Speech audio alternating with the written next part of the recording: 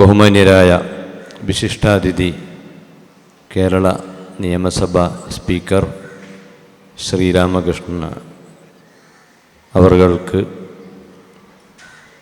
ഉചിതമായ ഒരു സ്വീകരണം ഇന്ത്യയിലെ 22 സ്റ്റേറ്റുകളിലെ വിദ്യാഭ്യാസ പ്രവർത്തനങ്ങൾക്ക് ചെറിയ രൂപത്തിലാണെങ്കിലും നേതൃത്വം നൽകുകയും ഈ ക്യാമ്പസിൽ മാത്രം 25,000 വിദ്യാർത്ഥികൾക്ക് പഠന സൗകര്യങ്ങൾ ഏർപ്പെടുത്തുകയും ചെയ്തിട്ടുള്ള മർക്കസ് സഖാഫത്തി സുന്നിയ നിയമസഭാ സ്പീക്കർ നമ്മുടെ സ്ഥാപനത്തിൽ ആദ്യമായിട്ടാണ് വരുന്നതെങ്കിലും നമ്മുടെ പ്രസ്ഥാനത്തെക്കുറിച്ച് ബഹുമാന്യരായ കാന്തപുരം ഉസ്താദിനെ കുറിച്ച് അദ്ദേഹം കേൾക്കുകയും ഉസ്താദിൻ്റെ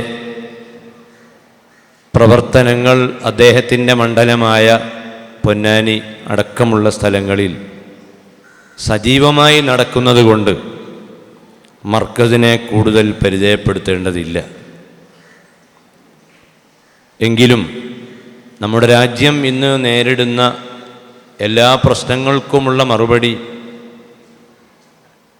ജനങ്ങൾക്ക് വിദ്യാഭ്യാസം നൽകലാണ്. വിദ്യാഭ്യാസം പല കാരണങ്ങളാൽ നിഷേധിക്കപ്പെടുന്ന ആളുകളാണ് തീവ്രവാദികളും ഭീകരവാദികളുമായി രംഗത്ത് വരുന്നതെങ്കിൽ രാജ്യത്തിൻ്റെ ക്ഷേമത്തിനും ജനങ്ങളുടെ നന്മയ്ക്കും എന്താണ് നമുക്ക് ചെയ്യാനുള്ളത് എന്ന ചോദ്യത്തിൻ്റെ മറുപടി ജനങ്ങൾക്ക് അറിവ്, സംസ്കാരം, തിരിച്ചറിവ് നൽകുക എന്നതു മാത്രമാണ്. ആ രംഗത്ത് കേരളത്തിൽ മാത്രമല്ല, കേരളത്തിൻ്റെ പുറത്ത് ധാരാളം സംസ്ഥാനങ്ങളിൽ ഉസ്താദിൻ്റെ പ്രവർത്തനങ്ങൾ നടന്നുകൊണ്ടിരിക്കുകയാണ്. ജിദ്ദയിൽ മർക്കസിൻ്റെ കീഴിൽ ഒരു സ്കൂൾ പ്രവർത്തിക്കുന്നു. ആ സ്കൂളിൻ്റെ പ്രിൻസിപ്പൽ നമ്മുടെ അലുമിനി, നമ്മുടെ പൂർവ്വ വിദ്യാർത്ഥികളുടെ ഒരഭിമാനമാണ്. 1500 വിദ്യാർത്ഥികൾക്ക് ഇന്ന് ഇവിടെ സ്പീക്കർ സർട്ടിഫിക്കറ്റ് നൽകുകയാണ്. 200 വിദ്യാർത്ഥികൾക്ക്, കൂടുതൽ മാർക്ക് വാങ്ങിയ 200 പ്രതിഭകൾക്ക് ഇവിടെ പ്രത്യേകമായ അനുമോദനങ്ങൾ നൽകുകയാണ്. എയ്ഡഡ് സ്കൂളുകളും അൺഎയ്ഡഡ് സ്കൂളുകളുമായി 21 സ്കൂളുകൾ നേരിട്ട് മർക്കസ് നടത്തുമ്പോൾ 300-ലധികം സ്കൂളുകൾക്ക് കാന്തപുരം ഉസ്താദ് ചെയർമാനായിക്കൊണ്ട് ശക്തമായ നേതൃത്വവും ഈ മർക്കസ് നൽകിക്കൊണ്ടിരിക്കുകയാണ്.